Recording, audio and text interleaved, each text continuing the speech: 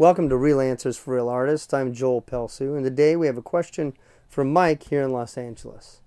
Mike asked us this question: are there subjects which are off limits for Christians? Now, thank you for your question, Mike.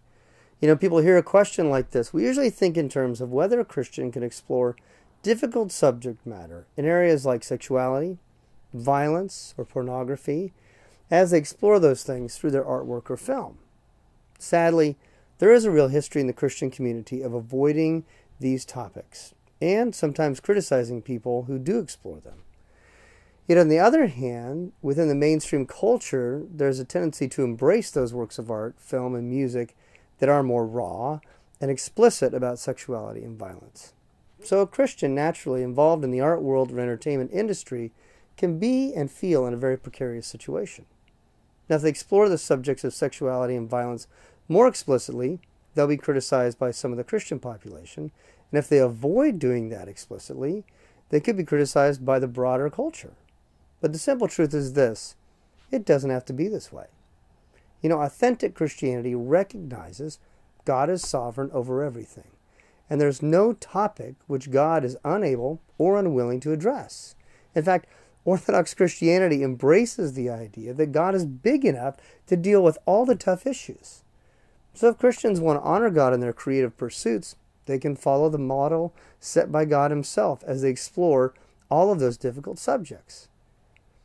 Even with a brief survey of the Bible, we can see this is true. I mean, there are accounts of murder, child sacrifice, rape, incest, adultery, pagan worship, even adult male circumcision. And the list could go on. You see, God doesn't shy away from these topics. The question we need to be asking is not only what topics can we address, but more specifically, how should we address these topics?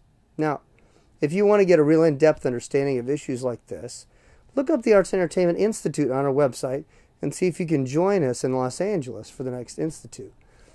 Right now, I want to give you a couple primary principles regarding how to address these topics. Now, there are two main mistakes people make when it comes to dealing with evil. On the one hand, there are those who minimize evil and create art which fails to show the gritty, shocking nature of evil. On the other hand, we can find those who overemphasize the macabre and the grotesque in such a way as to glamorize evil. The great thing, again, is the Bible affirms the artist's desire to be truthful and authentic in their work. So the Bible doesn't call us to gentrify or minimize evil in the world. Evil should be acknowledged as evil. Christ's word to his disciples were this: be wise as serpents and innocent as doves. We're called to be innocent of doing evil, but not naive or ignorant about understanding evil. So we should not make the error of minimizing evil and pretend that's a biblical approach. On the other hand, even though every kind of sin is depicted in Scripture, evil is never glorified. The prophet Isaiah made this clear when he said to Israel, "You cannot seek to honor a good God and create and celebrate evil at the same time. No more than you can honor a God who cares about justice while celebrating injustice." So we should avoid the error of glamorizing evil and pretending that's a biblical approach. Now, to be honest, we need to acknowledge sin itself is attractive. After all, if it wasn't attractive, no one would do it. So it is truthful to portray, say, adultery by showing a married man being seduced by another woman and make the proposition tempting. That's real. However, to stop there and not portray the impact on his heart, on his relationship with his wife, and with his kids is anything but real. You know, a classic example of this kind of error is a TV show, Friends, where anyone can sleep around, be involved in pornography, flow in and out of sexual relationships, laugh at the whole thing as they gather together for a cup of coffee and pretend there's no consequence, no impact on their heart or their life. It's absurd. You see, it's fine as a Christian to portray sexual promiscuity in the world. Just don't stop there. Sex is a powerful component of being human and should be acknowledged as such. Sex is used to sell shows, movies, artwork, and products. Well, why? Because it has great power and because sex connects to the very core of our being. To portray it as something which can be experienced powerfully but then nonchalantly dismissed is simply absurd. Think about it.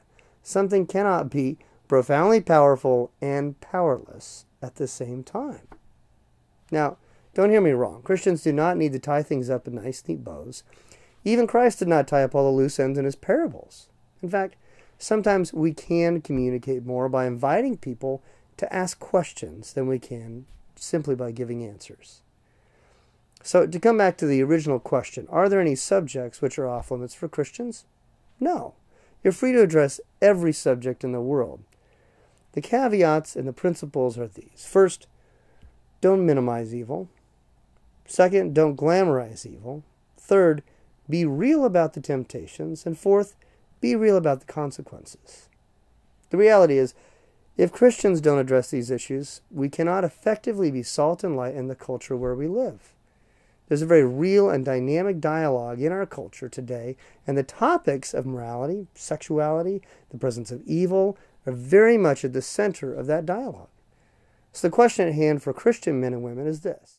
Now that you know you have the freedom to address these key issues, will you take the opportunity to use your creativity, your imagination, and your skill in order to enter that cultural dialogue?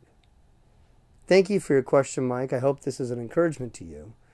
I'm Joel, and this is Real Answers for Real Artists.